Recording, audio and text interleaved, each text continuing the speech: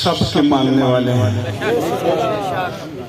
सिर्फ मौलाए कायनात अली अल मुर्तज़ा नहीं, चारों खुलफाए राशिदीन के मानने वाले हैं। और इसका तो मस्जिद का नाम ही सिद्दीक़ैन हज़रत बकर सिद्दीक के नाम पर है।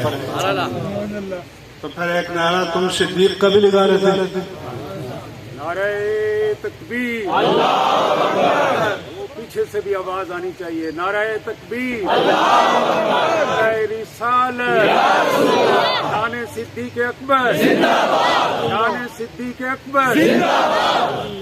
और हमारा उसूल ये है कि ला यज्तमिउ हुब्बु अलीय्यन व बुग़्दु अबी बकरिन फी क़ल्बिन वाहिद, कि एक दिल में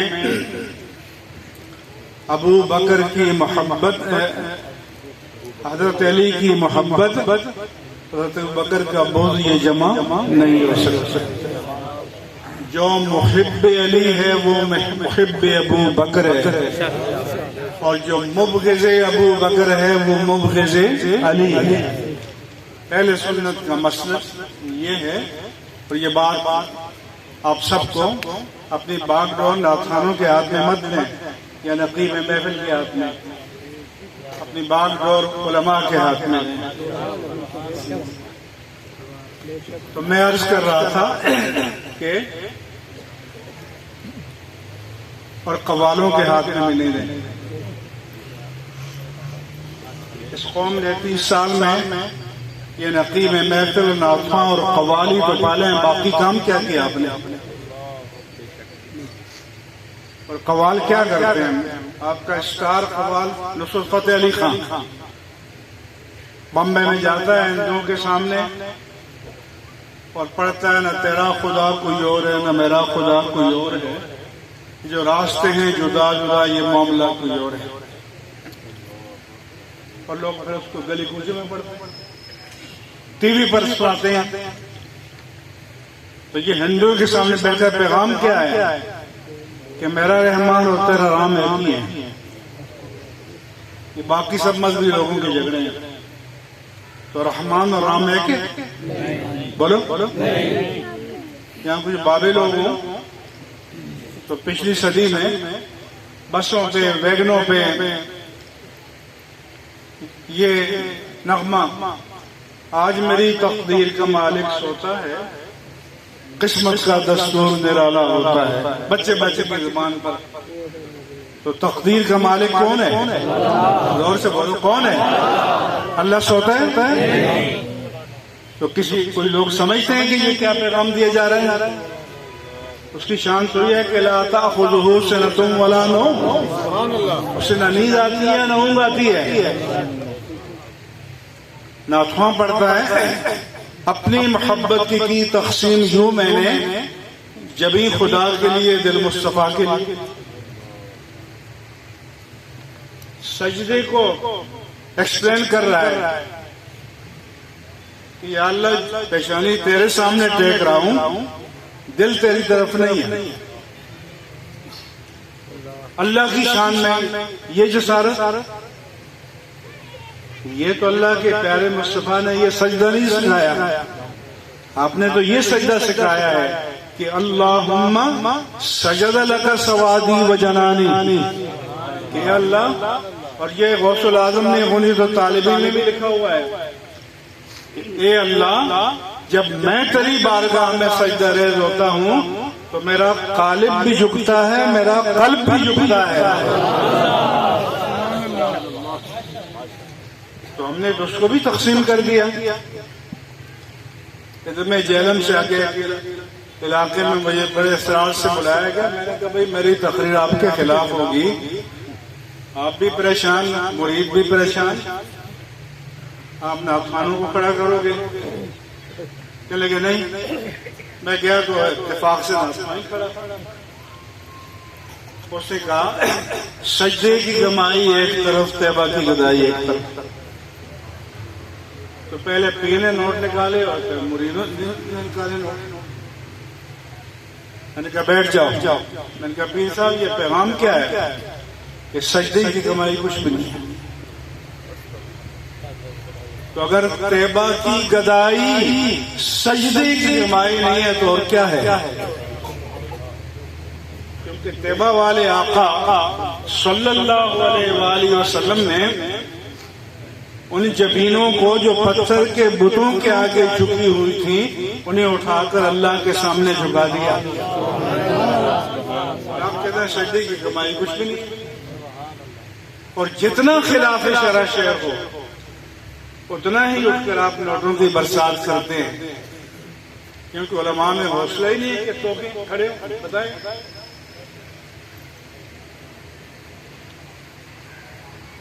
तो इसलिए दीन की नजाकतों को समझो। ये दीन बादिशी अतफाल नहीं है कि ये नकीब महफिल और ये कवाल और ये सारे ये मामला करें। और ये तो पढ़े लिखे लोगों का आस्थान है। सब आपको दूसरा मैं कह रहा था कि अल्लाह के रसूल से पूछा गया कि कैसे मालूम हो कि हम मोमिन हैं या नहीं है। इन्हें फरमाया किसी काजी के पास जाओ, मुफ्ती के पास जाओ, लेबोरेटरी में जाओ, अल्ट्रासाउंड कराओ। ये नहीं, फरमाया कि ये टेस्टिंग मशीन तुम्हारे अंदर रखी हमने, वो तुम्हारा नफ्स है, वो तुम्हारा ज़मीर है। इज़ा साअत का सय्यतु का व सर्रत का हसरत का फअंत मोमिन। जब तुम कोई गुनाह करो तो दिल में खटके, कुड़न महसूस हो, चुभन महसूस हो, बेचैन बेकरार हो जाओ। और जब नेकी करो तो रूहानी सुरूर मिल जाए तो फिर समझो कि तुम मोमिन हो। क्यों? तुम्हारी टेस्टिंग मशीन वर्किंग कंडीशन में है। लेकिन अगर तुम्हारा गुनाह तुम्हें बुरा न लगे, तुम्हारी नेकी से तुम्हें रूहानी सुरूर न मिले, तो फिर समझो कि ज़मीर मर चुका है। टेस्टिंग मशीन जो है वो नॉन फंक्शनल हो चुकी है। तो अल्लाह ताला ने तो आपके अंदर ये रखा है। फरमाया अलम नजअल लहू ऐनैन, क्या हमने तुम्हें दो आंखें व लिसानम व शफतैन और एक ज़बान और दो होंठ अता नहीं किए? व हदैनाहु नजदैन, और नेकी और बदी का शऊर अता नहीं किया आपको? अल्लाह ने तो अता किया है, अल्लाह ने दिया है। लेकिन इस कौम का हाल ये है कि 5 मरले का प्लॉट ले, आपने मेरा ट्रैक ही बदल दिया तो 25 स्टेट एजेंट की दुकानों पे जाओ कि मार्केट वैल्यू क्या है, रिटर्न क्या मिलेगा। और जब जन्नत में महल खरीदो तो किसी से न पूछो, कव्वाल पे नोट फेंको और अफवाह पे नोट फेंको और ये काम करो तो किसी से न पूछो तो ताजदारे कायनात ही से पूछ लो।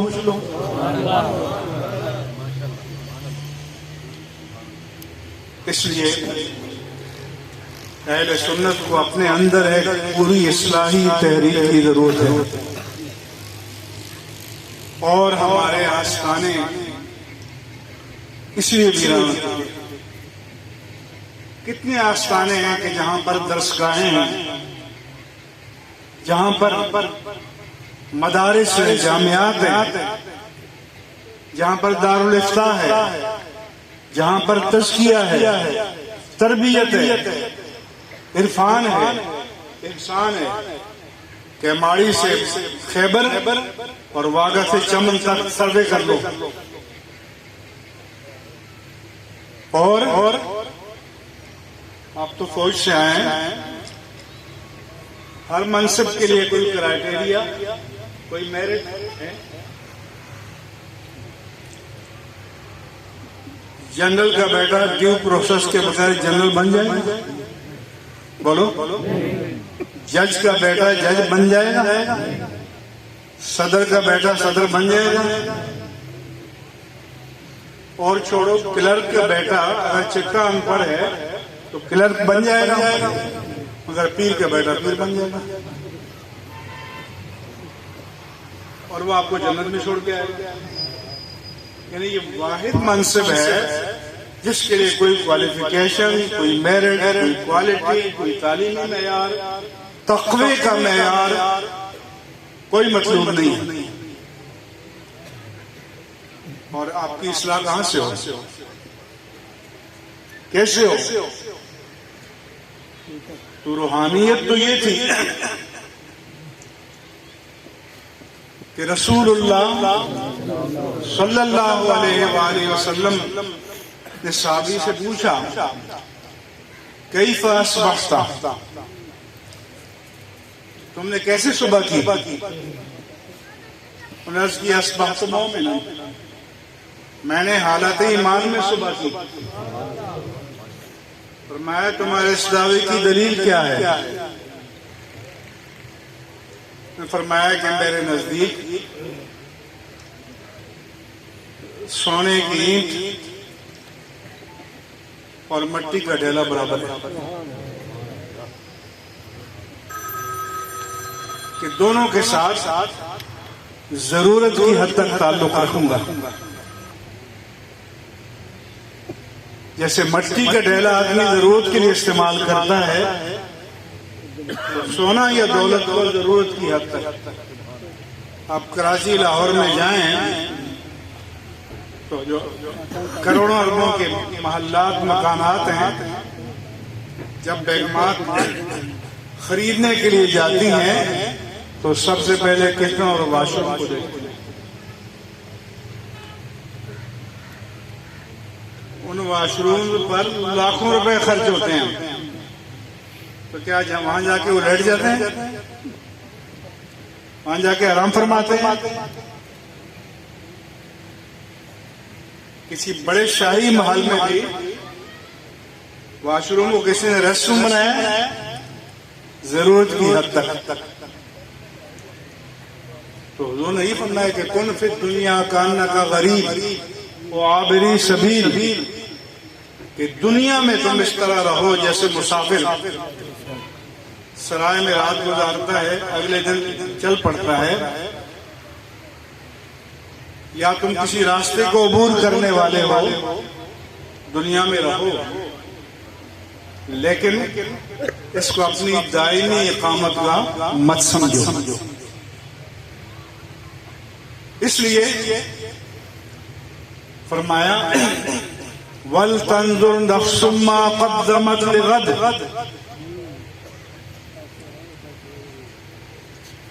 इस दुनिया की चमक दमक आबोताब में खोए हुए इंसान,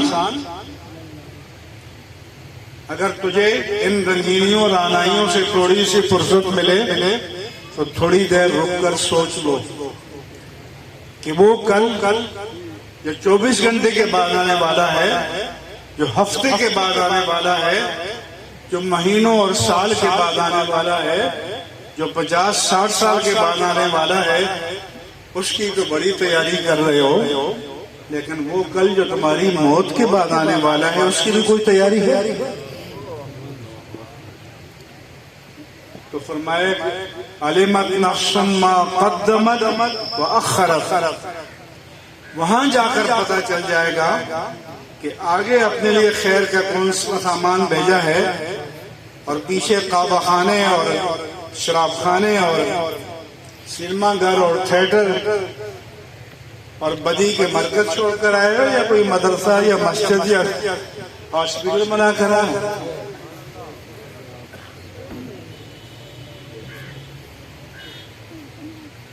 इसलिए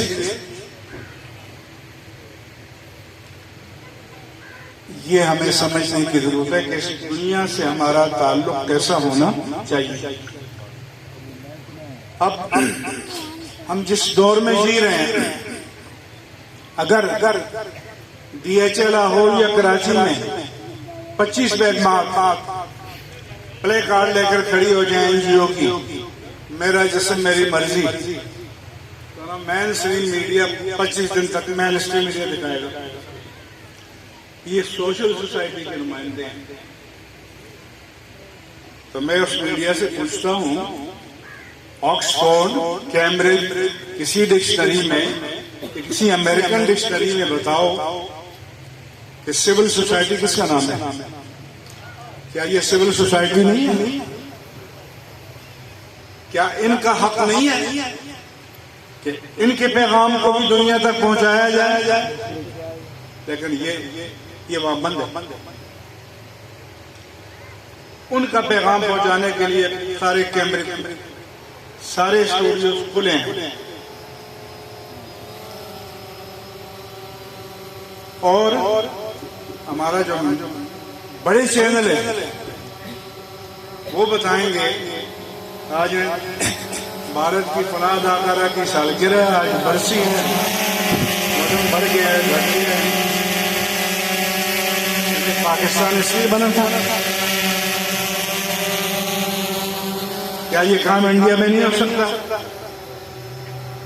तो पाकिस्तान तो बना था कि पाकिस्तान का मतलब क्या? ला इलाहा इल्लल्लाह। अब इसलिए रूहानियत की रूह क्या है कि न जिस्म तेरा न रूह तेरी, जिस्म भी रब का, रूह भी रब की, माल भी रब का, औलाद भी रब की, तो फिर मालिक की मर्जी चलती है ना। तो अब हमारा मगरबी तहजीब से जो झगड़ा है वो ये है, वो कहते हैं कि हमने खुद फैसला करना है, हमारी कलेक्टिव विजडम या मेजॉरिटी विजडम अगर कह दे कि हम जिन्स परस्ती, शराब, खिंजीर हलाल है तो हलाल है, LGBT हलाल है, और हमारा दीन बताता है कि अगर 8 अरब इंसान एक जगह खड़े होकर कहें कि जिना हलाल है, शराब हलाल है, खिंजीर हलाल है, तो हलाल हो जाए। तो फिर रूहानियत असल ये है कि हम ये माने कि हमारे वजूद का खालिक और मालिक अल्लाह है। जब वो खालिक और मालिक है तो जैसे आप किराए का मकान लेते हैं, मालिक नहीं बन जाते, इस्तेमाल करते हैं। वो भी किराएनामे में लिखा होता है कि अब इसको डैमेज नहीं करेंगे, अगर आप डैमेज करेंगे तो कंपनसेशन देना पड़ेगा। इसी तरह से ये वजूद हमें इस्तेमाल के लिए दिया गया, लेकिन एब्सोल्यूट नहीं है, विद सर्टेन कंडीशंस कि उसकी मर्जी के मुताबिक आपने इस्तेमाल करना है। हैवानियत की सतह पर उतर के नहीं इस्तेमाल करना, और वो इसका हिसाब लेगा,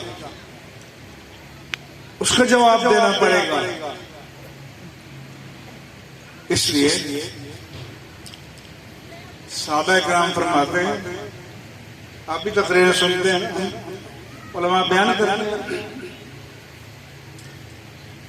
तो साहबी कहते हैं हंजला हजरत अबू बकर सिद्दीक से मैं मुनाफिक हो गया। मैंने पूछा भाई क्या हुआ? कहा कि हुजूर की बारगाह में जो हुजूरी की कैफियत, नूरानी कैफियत, रूहानी कैफियत तारी होती है, वो बाहर जाते हैं, बीवी बच्चों में, रोजगार में, कारोबार में, वो कायम नहीं रहती। जनाब सिद्दीक ने फरमाया कि हुजूर के पास चलते हैं। हुजूर की खिदमत में अर्ज किया कि या रसूल अल्लाह, आपकी बारगाह में बैठकर जो कैफियत होती है, हुजूर ने फरमाया अगर वो कैफियत तुम्हारी फुल टाइम रहे तो लसाफ़हतकुमुल मलाइकतु अलल फुरुशि वत्तुरुक, कि तुम बिस्तर पर बैठे हो या रास्ते में चल रहे हो, मलाइका तुमसे मुसाफा करें। लेकिन कभी वो क्लाइमेक्स होता है, कभी उस दर्जे का नहीं रहता। लेकिन वो अपना जायजा तो ले रहे थे ना, खुद अपने आप को अपने ज़मीर की अदालत में पेश कर रहे थे। और हमारा क्या है, एक आदमी नमाज पढ़ने लग गया, कर्नल साहब ने देखा हफ्ता 2 हफ्ते बड़ा 5 वक्त नमाजी है, फिर गायब। पूछा भाई क्या हो गया? कहा जी इतने वसवसे बुरे ख्यालात आते हैं दिमाग में कि मैंने छोड़ लिया। तो सहाबाए किराम ने हुजूर की बारगाह में अर्ज किया कि या रसूल अल्लाह सल्लल्लाहु अलैहि वसल्लम के बाद औक़ात इतने गंदे वसवसे ख्यालात आते हैं, लअन अकून हरामतन मिन अन तकल्लम बिही, कि मैं जलकर कोयला होना पसंद करूंगा, लेकिन आपके सामने उन गंदे ख्यालात को जबान पर भी नहीं ला सकता। यतआदम अहदुना यतकल्लम बिही, उसके बारे में सोचना तो दूर की बात है, जबान पर लाने को भी हम बड़ा गुनाह समझते हैं, परेशानी है। आपने ये फरमाया तुम्हारा बेड़ा गर्क हो गया, फरमाया वो कज़ालिक, क्या वाकई ऐसा होता है? बल्कि ऐसा होता है। फरमाया ज़ालिकल ईमान, ये तुम्हारे ईमान की दलील है। क्यों? कि इन्नल इंसानि ज़ियमुन कज़ीबिल गनम, जैसे भेड़ियों बकरियों के रेवड़ के लिए भेड़िया होता है, शिकार करता है, इंसान के लिए भेड़िया है शैतान, वो ईमान का डाकू है। तो डाकू कहां डालेगा जहां उसे माल मिलने की उम्मीद हो? किसी खाली झोंपड़ी में डाका डालेगा? तो हुजूर ने फरमाया कि तुम्हें परेशान नहीं होना चाहिए, इस बात की दलील है कि तुम्हारे दिल में दौलत ईमान मौजूद है, इसलिए शैतान तुम पर वर्क कर रहा है। शैतान के जो अपने चेहरे हैं उन पर उसको मेहनत करने की जरूरत नहीं है, लेकिन अपना जायजा लेना ये रूहानियत है, अपने अंदर झांकना ये रूहानियत है। हासिबू क़ब्ल अन तुहासबू, क़ब्ल इसके कि तुम्हें अल्लाह की अदालत में हिसाब के लिए पेश किया जाए, बेहतर है कि अपना हिसाब कर लो। फारूक आज़म का कौल है। तो कभी इतना बड़ा महिमा है, कितने लोग हैं जो कह सकते हैं कि मैंने रात को उठकर कभी अपना भी जायजा लिया, अपनी जिंदगी की फिल्म को भी अपने दिमाग की स्क्रीन पर चलाया है। इसलिए और एक और फितना आजकल ये है कि कुरान का रिश्ता साहिब कुरान से तोड़ दिया जाए।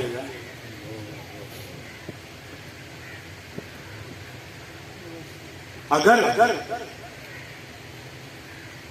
कुरान का रिश्ता साहिब कुरान से तोड़ दिया जाए तो फिर तो ये जिसकी जो मर्जी में आए तफसीर बयान करें।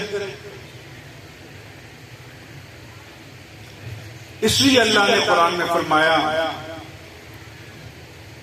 जब कुरान नाजिल हो रहा था सूरतुल क़ियामा में, ला तुहर्रिक बिही लिसानक लिताजल बिही, जब जिब्रील अमीन वही लेकर आते और हुजूर जल्द याद करने के शौक में कलिमात को रिपीट करते, मेरे रब ने फरमाया प्यारे हबीब जल्दी याद करने के शौक में अपनी जबान को जल्दी हरकत न दिया कीजिए।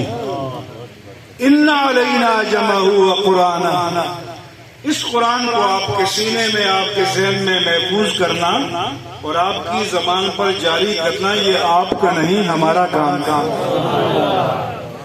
फैज़ा क़रअनाहु फत्तबि कुराना, जब हम पढ़ लें कि हमारा भेजा हुआ फरिश्ता पढ़ ले तो इत्मीनान के साथ, करार के साथ, सुकून के साथ पढ़ लिया कीजिए। फिर खबरदार, ये कोई दीवान गालिब या दीवान हाफिज नहीं है कि जो सिजोजी में आए माना बयान करे, नहीं। सुम्मा इन्ना अलैना बयाना, ये कलाम भी हमारा है और बयान भी हमारी तरफ से आएगा। तो मेरा बयान किस पर आएगा? बयान गांधी साहब पर आएगा, परवेज पर आएगा, तो फिर बयान उसी पर आएगा जिस पर कुरान आया। आजकल भी हमारे लिबरल्स को बहुत पसंद है, कहते हैं कि हदीस से कोई अकीदा साबित नहीं होता, यानी वो हदीस को दीन में हुज्जत नहीं मान रहे। जबकि अल्लाह के रसूल फरमाते हैं कि अला वाना ऊतीतुल कुरान व मिस्लहु माहू, कि मुझे कुरान दिया गया है और उसकी मिसल भी उसके साथ है। मिसल क्या है? सुन्नत मुस्तफा, हदीस मुस्तफा। और आपने बहुत पहले बता दिया था कि यअती अलन्नास ज़मान रजुलुन शबान वाला रिकते, लोगों पर एक दौरे से आएगा कि एक पेट भरा हुआ शख्स मस्त होकर अपनी मसनद पर बैठा होगा, यकूल कह रहा होगा मा अहल्लल्लाहु फी किताबिही फअहिल्लु व मा हर्रमल्लाहु फी किताबिही फहर्रिमू। अल्लाह ने जिस चीज को अपनी किताब में हराम डिक्लेयर किया, हलाल डिक्लेयर किया, उसे हलाल जानो, जिसे हराम डिक्लेयर किया उसे हराम मानो। That's all, finish. मेरे आका ने फरमाया कि नहीं, ये अथॉरिटी मेरे पास। इन्नी उहर्रिमु अलहिमार अलहली वजीना बिल सिबा वजी मिखलम मिनत तुयूर, मैं हराम डिक्लेयर करता हूँ सामने के दांतों से शिकार करने वाले दरिंदों, कुत्ता, बिल्ली, शेर, चीता, भेड़िया वगैरह, पंजों से शिकार करने वाले परिंदों, चील, गिद्ध, उकाब वगैरह। फरमाया कि मैं डिक्लेयर करता हूँ, तो कुरान में नहीं है, लेकिन हमारे सुप्रीम कोर्ट के जजों की तरह सुओ मोटो नहीं है। ये अथॉरिटी आपको अल्लाह ने दी है। युहिल्लु लहुमुत तय्यिबात व युहर्रिमु अलैहिमुल खबाइस। अल्लाह फरमाता है मेरे नबी की शान ये है कि वो पाक चीजों को हलाल करार देते हैं और नापाक चीजों को हराम करार देते हैं।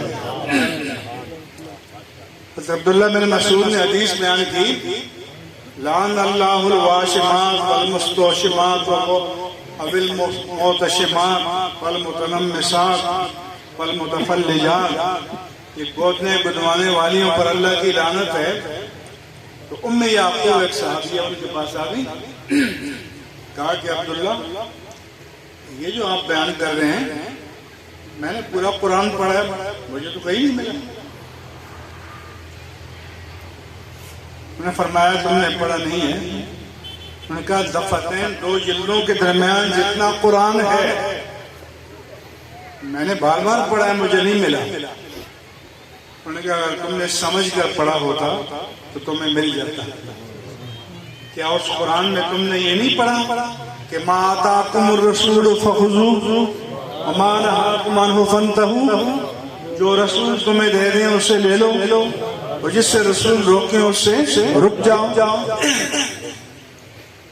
मैं कोई दावा करूंगा तो आप दलील मांगोगे, पीर साहब दावा करेंगे, पीर साहब करेंगे, दलील मांगोगे। ज़बान मुस्तफा खुद दलील है, खुद हुज्जत है, अथॉरिटी है। इसलिए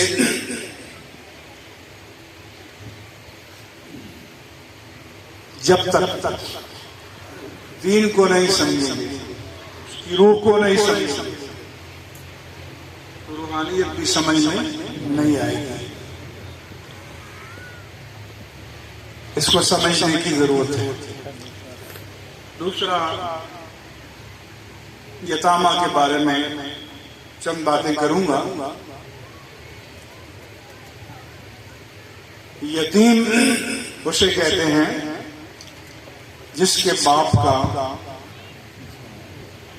बचपन में, कभी पैदाइश से पहले हो सकता है, जिस तरह ताजदार कायनात के वालिद माजिद अब्दुल्ला का इंतकाल आपकी विलादत बासमत से पहले हो गया था, कभी इब्तिदाई उम्र में हो सकता है, उसे यतीम कहते हैं। और अल्लाह ने अपने हबीब करीम को फरमाया, अलम यजिदका यतीमन फआवा, प्यारे हबीब कि हमने आपको यतीम न पाया तो पनाह दी। वैसे उलमा ने फरमाया कि अल्लाह के हर काम में हिकमत है, क्योंकि अल्लाह के हबीब को पूरे आलम के लिए मोहसिन बनना था, तो अल्लाह ने नहीं, की हिकमत ने नहीं चाहा कि उनके वालिदैन कभी उन पर एहसान हो, तरबियत में, तालीम में। वालिद माजिद का पहले इंतकाल हो गया, वालिदा माजिदा का जल्दी हो गया। एक उलमा ने फरमाया कि एक दुर्रे यतीम होता है कि सदफ, जिस अंग्रेजी में ऑयस्टर कहते हैं, कि जब बारिश बरसती है तो समंदर के किनारे आते हैं, मुंह खोलती है, उसमें बारिश के खतरे पड़ते हैं, वो मोती बन जाते हैं।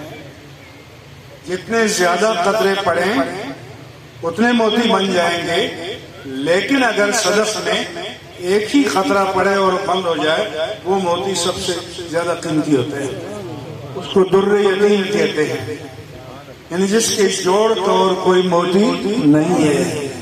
तो मेरे आका शहरे नबुव्वत के दुर्रे यतीम हैं, आप जैसा और कोई भी नहीं है। लेकिन बाद साफ हमारे यहाँ बयान करते हैं, इमाम अहले सुन्नत से पूछा गया कि नबी को यतीम, गरीब, मिस्कीन, बेचारा कह सकते हैं? आपने फरमाया नहीं।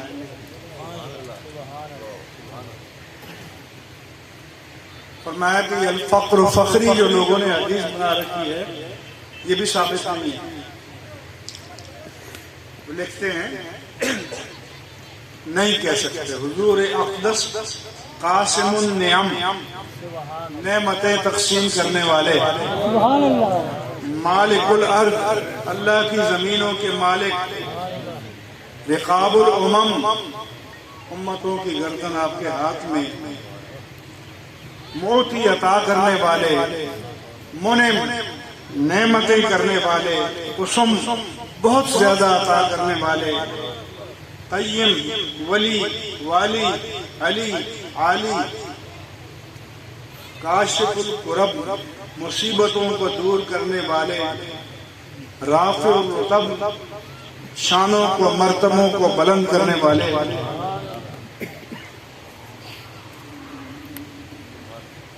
कहां से काम पहुंचा दिया?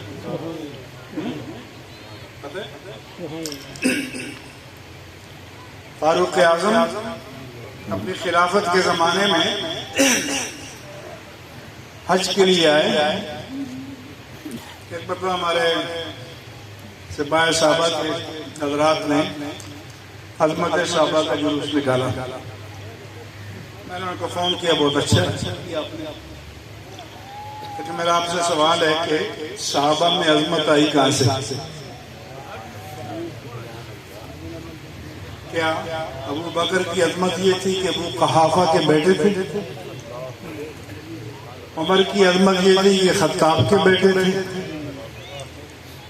उस्मान की अजमत ये थी कि अफ़ान के बेटे थे? अली की अजमत ये थी कि अबू तालिब के बेटे थे? तो अजमत तो आई है निस्बत गुलामी है मुस्तफ़ा से।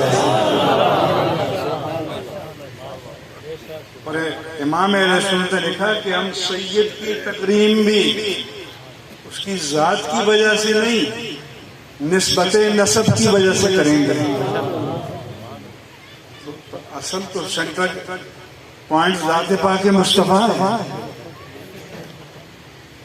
तो मैंने कहा चलो अजमत साहबा के रोज जुलूस निकालो, एक दिन दिल कड़ा करके उस आका के नाम का भी निकाल दो जिनकी निस्बत गुलामी ने साहबा को अजमतें अता की। और ये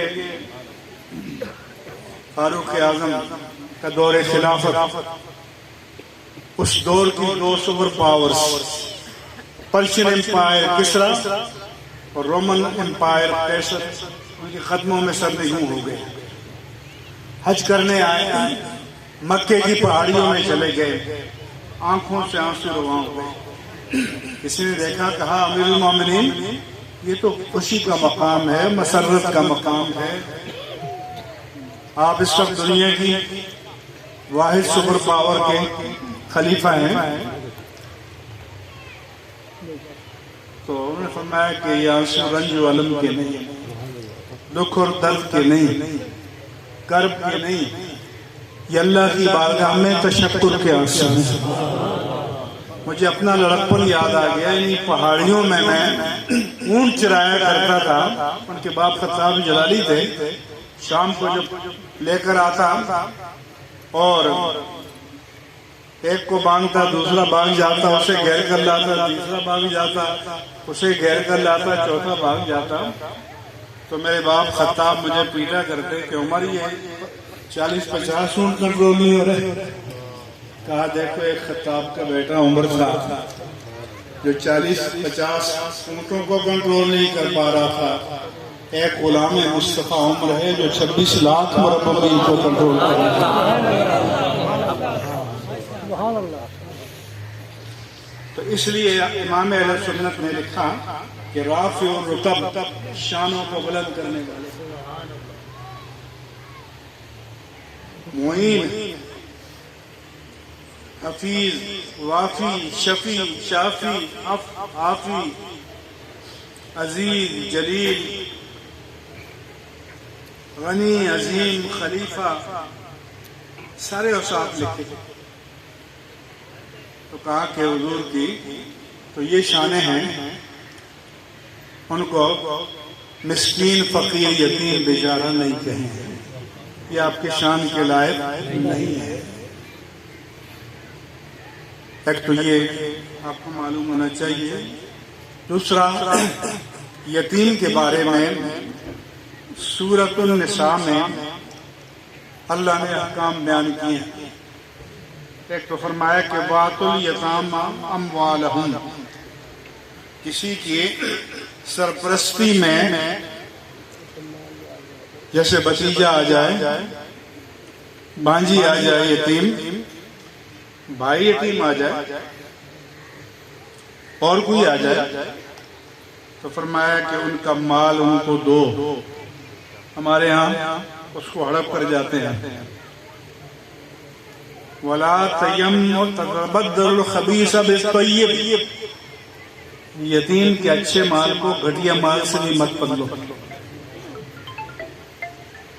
जो माल और जैसा है वो उसको दो।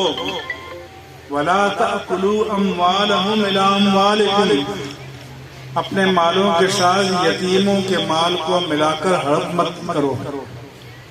इन्नहु काना हुवन कबीरा, ये बड़ा गुनाह है। फिर फरमाया कि यतीम के माल